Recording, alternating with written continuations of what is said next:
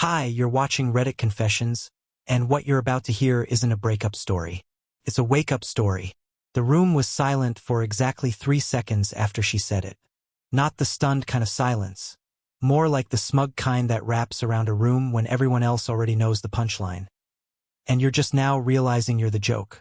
I sat there, holding a spoonful of green bean casserole, mid-air, frozen like an idiot. Her uncle coughed into his napkin. Her cousin bit her lip to hold back a laugh. Her coworker, yes, he was there too for some reason, blinked at his wine and just nodded. And Marcy, my wife, she just sipped her drink and didn't even look at me when she said it. Like she was commenting on the weather or asking someone to pass the salt. Well, to be fair, Frank was never really emotionally equipped for marriage. I didn't ask what she meant. I didn't need to. That sentence didn't come out of nowhere. It was rehearsed. She had that one locked and loaded, waiting for just the right moment. Her mom gave her a half-pleased smile like, finally, someone said it out loud. That's when I knew I didn't belong at that table. Probably hadn't for years. I excused myself like I had to take a call, walked to the bathroom, locked the door, and stared at my face in the mirror for 7 long minutes. Then I left through the side door. Quietly. No yelling. No dramatic exit. No slammed doors. Just gone. She didn't call that night. Or the next. And yet, what I found the next morning, back at our house in the laundry room, was what truly broke me. But I'll get to that. The house was too clean. That was the first thing I noticed when I walked in. No coat on the hook. No shoes by the door. No clutter on the counter. Just silence and lemon-scented air. It felt like a showroom version of our home. Like someone had wiped away the evidence of a life. I dropped my keys in the dish like always. But the clink echoed louder than usual. I should have gone to a hotel. I should have slept in the car. But something in me wanted to look her in the eye, to see if she'd flinch. She wasn't home, of course. Her car wasn't in the driveway. I didn't know whether to be relieved or insulted. I wandered around, not really knowing what I was looking for. Maybe a message. Maybe a sign that what she said at the dinner was just a joke that landed wrong. But nothing felt accidental in that sentence. It had weight. It had venom. I ended up in the laundry room, which still smelled like her fabric softener, that lavender kind she insisted on. I sat on the edge of the dryer, head in my hands, trying not to crumble. That's when I saw it. A folded piece of paper half-tucked between the washer and the wall. It must have fallen. Curious? Or maybe desperate. I reached down and pulled it free. It was a handwritten note. Simple, on a pink notepad we kept for grocery lists. And at the top, in her handwriting, was the name Eli. My stomach turned. I hadn't heard that name before. I read the whole thing. Twice. It was short, too short, but devastating. Thank you for seeing me. For making me feel like I matter. With you, I don't feel small. I don't feel married. That last word was underlined. Not accidentally. My name wasn't mentioned anywhere, but I didn't need it to be. The handwriting, the curve of her letters, the heart over the I. It was hers. It always had been. And now it clearly wasn't mine anymore. I didn't sleep that night. Not even a little. I lay on the living room couch staring at the ceiling fan spinning shadows across the wall like some slow, mocking clock. I kept the note beside me on the coffee table, half hoping it would dissolve into nothing if I ignored it long enough. But it didn't. It just sat there, humming with everything unsaid. I didn't touch my phone, didn't text her, didn't ask where she was. I knew where she was. Or at least I knew where she wasn't here with me. Around 3:40 a.m. I heard the garage door, a soft thud, the jingle of her keys. My pulse thumped so loudly in my ears I thought she might hear it from across the room. I didn't move. I didn't pretend to be asleep. I just listened as she crept through the kitchen, paused in the hallway like she wasn't sure whether to peek in, then climbed the stairs. Door closed. Silence. The next morning, I did something I'm not proud of. But I don't regret it. Not one bit. I waited until she was in the shower. The water always ran loud enough to drown out any noise. I walked into the bedroom, heart hammering, and picked up her phone from the nightstand. I'd never done it before. Not once in 12 years. We were the we trust each other couple. Or at least I thought we were. Her passcode was still my birthday. That almost made me laugh. I opened her messages and scrolled. Not even sure what I was looking for. But I didn't have to scroll far. There he was. Eli. Not Eli from work, or Eli from yoga. Just Eli. Like I was supposed to know him. Like everyone else did. And there they were. Messages. Dozens. Too many. Voice notes. Late night timestamps. I still feel your hands. Do you think he suspects anything? I hate pretending around him. The last one stopped me cold. It was a reply from Eli. He doesn't see you. He never did. Not like I do. I locked the phone, placed it exactly where I found it, and walked out of the room before I set it on fire. I didn't cry. Not yet. I just sat in the garage with the car off, my knuckles white around the steering wheel, trying to remember the last time she looked at me the way she clearly looked at him. And I couldn't. The next few days were a masterclass in pretending. She laughed when she talked, kissed my cheek in passing, even asked what I wanted to do for our anniversary next week. The same anniversary she'd apparently already celebrated early, with someone else. I nodded and mumbled something about dinner. I don't know if she noticed my silence. Maybe she chalked it up to stress. Or maybe deep down she didn't care. That part hurt the worst. The quiet suspicion that her guilt had already expired. But something strange happened. The more I pretended not to know, the more she started to slip. She'd leave her phone face up now. Her texts came in louder. One morning, while she was brushing her teeth, a message popped up. Not from Eli, from her best friend, Tara. All it said was, "Can't believe you're still keeping the earrings hidden. You're savage." My breath caught. Earrings? Later that afternoon, when she was out running errands, I searched. Not frantically, methodically. Top drawer. Nothing. Under the bed. Nothing. Then I remembered. The locked drawer in her old jewelry box. She hadn't used it in years. The key was taped under the lid. I knew because I was the one who'd put it there when we moved in. I opened it.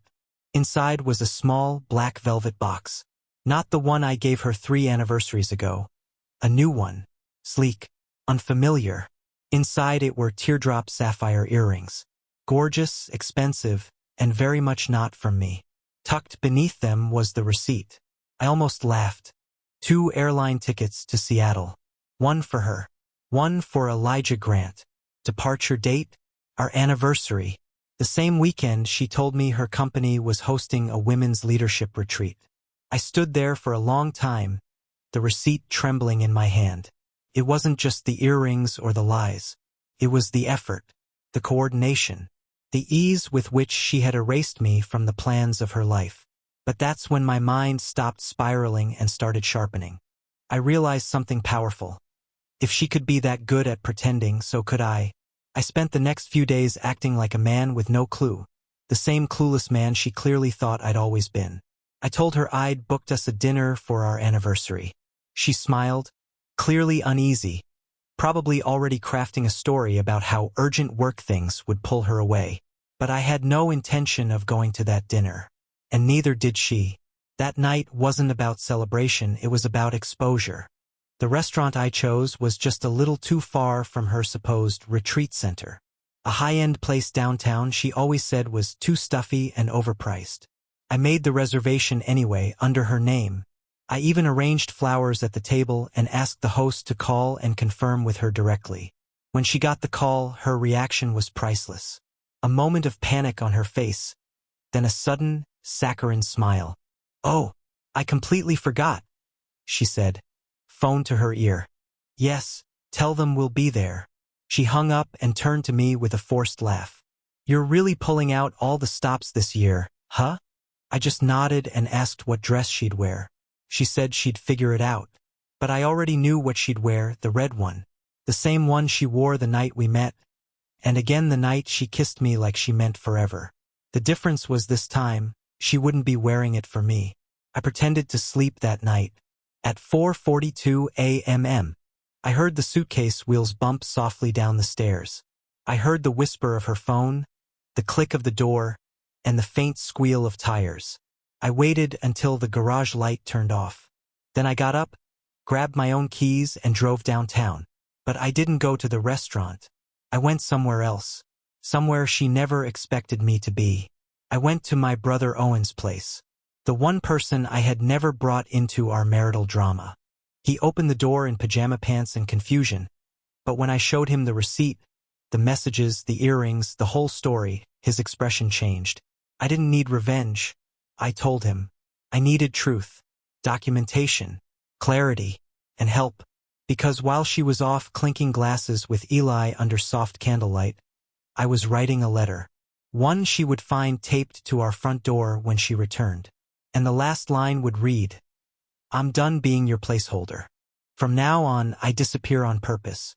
When she returned Sunday night, it wasn't quiet. I'd always imagined she'd slip back in like nothing happened. That there'd be awkward tension, stammered excuses, maybe tears. But no. I watched from Owen's car across the street as she pulled into the driveway and immediately noticed the porch light was off. That threw her.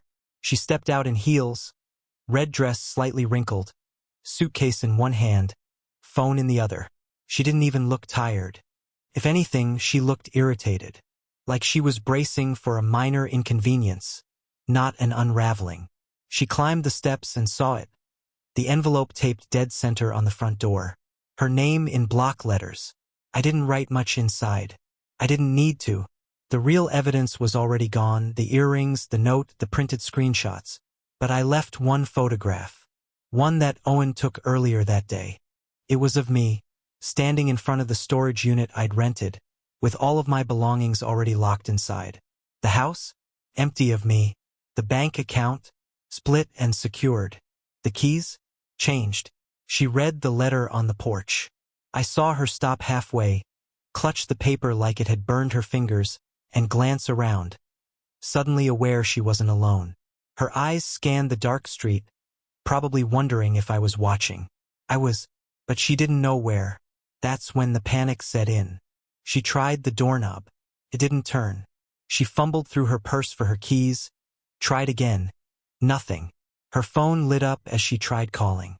I watched her name flash on my screen from the passenger seat of Owen's car. I didn't answer. Then she called again. And again. 10 times in total. No voicemail. No text.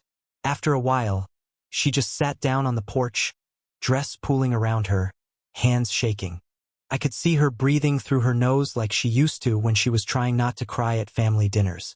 But I didn't go to her. I let her sit with it. Not the silence, but the absence. The deliberate vacuum where I used to be. That night, I didn't need to shout. I didn't need to expose her in front of anyone. She already did that herself. She just didn't know that this wasn't the end. 2 days passed before I heard her voice again, and even then it wasn't directed at me. It was a voicemail, shaky and strained, left at 2:14 a.m.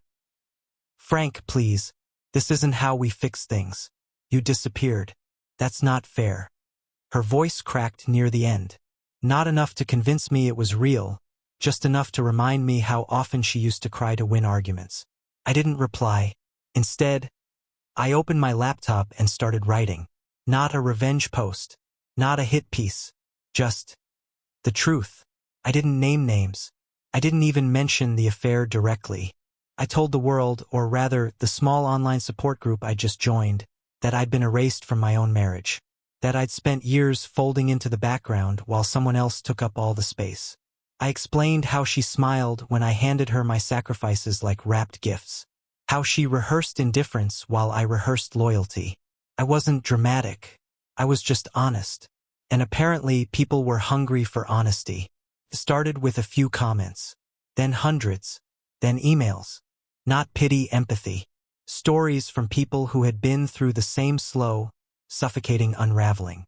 I hadn't expected that. I didn't know I needed it. But it changed something in me.